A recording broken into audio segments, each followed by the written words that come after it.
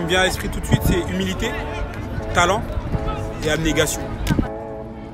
Son parcours, il inspire la jeunesse. Et surtout nous, les jeunes de banlieue, qui veulent réussir dans le football. C'est à peu près lui la plaque tournante de l'équipe. Voilà, c'est quelqu'un qui représente une grande partie de la population et qui aussi par l'image qu'il véhicule aujourd'hui, il n'y a plus grand chose. Dans les codes d'aujourd'hui, on voit plus ces codes-là, vous voyez. Donc ils sont représentés par ce mec-là et je pense que c'est pas plus mal pour la société dans laquelle on vit. En fait, dans les matchs, on a l'impression qu'ils sont deux sur le terrain, tellement ils récupèrent tous les ballons. Je dirais aussi le pilier de l'équipe de France.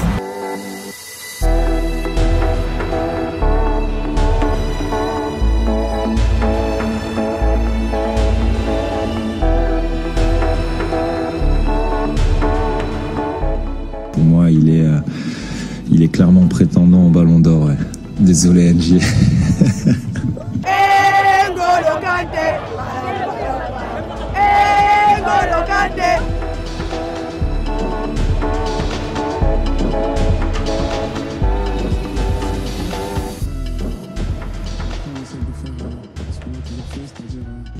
C'est vrai que parfois on peut avoir une image un peu trop belle, un peu trop jolie.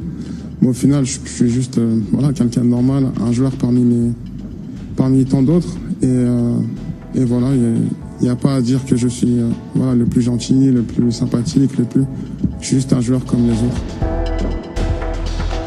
Alors N'Golo Kanté, tout le monde le connaît, c'est un des chouchous de l'équipe de France depuis le mondial 2018. Mais depuis quelques jours, c'est devenu le footballeur préféré des amateurs du football selon un sondage Odoxa. Devant, excusez du peu, Kylian Mbappé ou Antoine Griezmann. Pour le grand public, il est le 3e joueur préféré. Alors, comment un joueur qui ne marque jamais de but, qui ne fait pas parler dans la presse ou dans sa vie de tous les jours, comment il peut être autant apprécié pour les amateurs et les non-amateurs de football? En fait, il y a 3 raisons. La première, elle en vient par rapport à son parcours de vie. On peut s'identifier à lui. Il est issu d'une famille très modeste. Il a vécu des moments douloureux avec son père qui était éboueur, qui est mort lorsqu'il avait seulement 9 ans.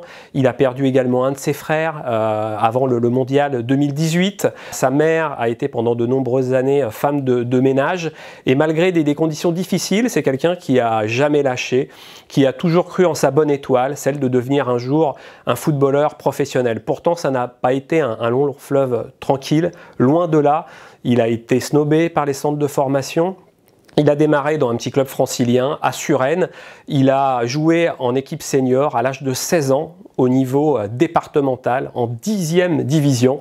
Et puis, il a continué au fur et à mesure de sa carrière. Il a progressé dans les échelons du football national à Boulogne-sur-Mer, où il a d'abord joué en 5e division, puis en 3e division, à Caen, où il a connu la 2e division, puis la 1re division.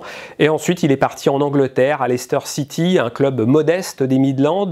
Et grâce à son apport, ce petit club anglais a été champion d'Angleterre en 2016 et depuis 5 ans il fait le bonheur de Chelsea avec il y a encore quelques jours ce sacre en Ligue des Champions. Les Français l'apprécient pour son rendement sur le terrain, c'est quelqu'un qui est infatigable et puis depuis quelques mois maintenant il a ajouté une palette offensive qu'il avait plus jeune mais qu'il n'avait pas réussi à retranscrire en tout cas au niveau professionnel et on commence à le voir donner des passes décisives. Il a notamment été à l'origine de la victoire de Chelsea en demi-finale contre le Real de Madrid. Sa personnalité est également très appréciée. Il n'est pas dans le bling-bling, c'est quelqu'un qui reste toujours très modeste et très humble malgré toutes les louanges qu'il peut récolter de par ses coéquipiers. Il met toujours le nous plutôt que le je. Encore questionné ce week-end sur la possibilité d'être Ballon d'Or en fin de saison. Il a dit que c'était un peu trop tôt et que lui préférait penser à l'équipe de France. Son objectif, c'est pas d'être Ballon d'Or, c'est pas d'être le meilleur joueur, c'est de remporter 7 €. S'il y arrive, c'est simple, il aura tout gagné, aussi bien au niveau des clubs qu'au niveau de la sélection nationale.